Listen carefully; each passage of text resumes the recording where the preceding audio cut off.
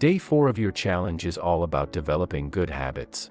Because the more good habits a person has, the more successful and satisfied he is. We, humans, are shaped by patterns and habits. Habits are stereotypical ways of reacting to certain situations and events and have often become deeply imprinted in our limbic system the longer they last and the longer we have cultivated them. This applies not only to negative habits and behavioral patterns but also to beneficial habits. Bad habits aren't as easy to break as people tend to stick with the status quo, but the same is true for good habits. And our conditioned habits have a decisive influence on our quality of life, now and in the future. Repeatedly giving up when faced with difficulties can be a habit, as can the behavior of not giving up when faced with difficulties, persevering, and saying, now more than ever. The quality of life depends crucially on a person's goal-oriented habits. If you want to grow as a person, to realize your full potential and your possibilities to become the person you want to be, then it's useful to take a bird's-eye view of your own life from time to time, to analyze which habits, behavior patterns, and routines are useful and positive for you and which are more harmful and counterproductive. This is how you get to know and understand yourself better.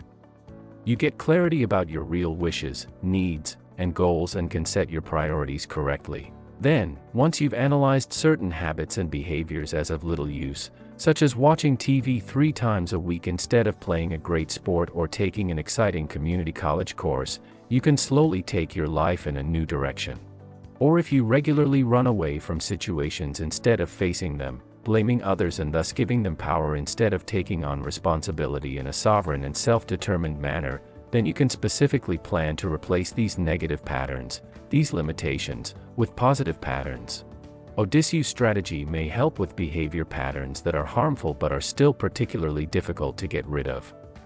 Odysseus managed to sail past the sirens and not succumb to their chance by allowing himself to be tied to the mast of his boat.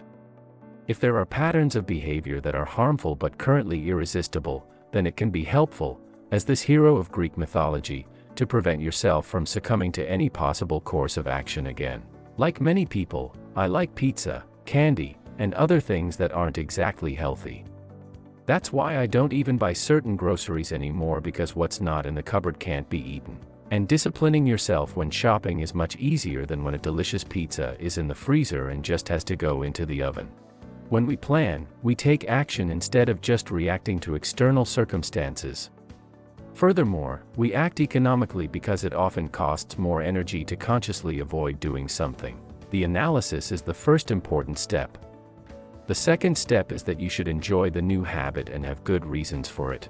A good reason to do more sport could be to have a great athletic body the next summer, to feel healthier and more comfortable in your skin, or to appear more attractive and dynamic. One reason why many people stop exercising very quickly is that they expect too much from themselves in the beginning.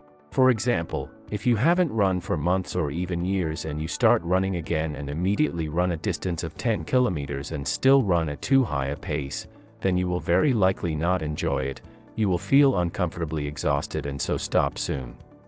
If you start slowly and don't take on too much right away, consciously enjoy the fresh air and nature, listen to good, motivating music on your MP3 player, or go running with good friends to build positive, social commitment and an infectious group dynamic, then it will be much easier for you to create the basis for a new useful habit. A good friend who says to you, "Come on, we have an appointment to do sports today," can be very helpful in developing a new positive behavior pattern. When I started making exercise a regular habit again, on some days it helped me a lot when a friend talked me into working out even after a hard day at work. The hardest thing about sport is getting to the gym. Once you are in the gym, on the running track, or in the climbing hall, you usually have fun and often wonder what was holding you back so far. Don't make the fight with your weaker self too difficult. Just start small and say to yourself, "I'll just run 10 minutes today." Once you start, it often takes care of itself and you will certainly run longer than 10 minutes. The beginning is often the hardest, that's why doing this in a group or with other people can be helpful. A regular gym date is a good circumstance that will help you form a new habit. So create specific structures and framework conditions that will also positively influence and support you from the outside. Even with a specific training goal, training will be more fun for you and it will be easier for you to motivate yourself to do sports over the long term since you are now working towards a specific goal.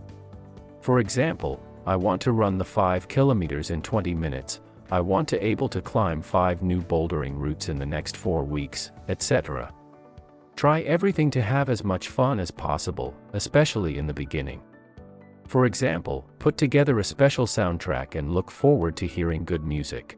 Ensure variety by running new routes regularly and look for a running area that is particularly scenic, for example, a particularly beautiful forest, a park, or a lake. The right framework gives you support and orientation and makes it easy for you to do the right thing. Also, be aware of the paradoxical situation that it is much more exhausting to struggle with your weaker self and a guilty conscience than to start and then consciously relax again after the effort. Work with checklists, training, and implementation plans. You can find this in the description below. Make a competition with yourself and consciously enjoy the good feeling of having achieved something and of being in control of your inner weaker self. What inspired you the most about this lesson of the 365 Days Challenge? What are you going to implement? Write it to us in the comments and share it with the community. Don't want to miss a lesson on the 365-Day Challenge? Then subscribe to our channel and activate the bell so you will never miss a lesson.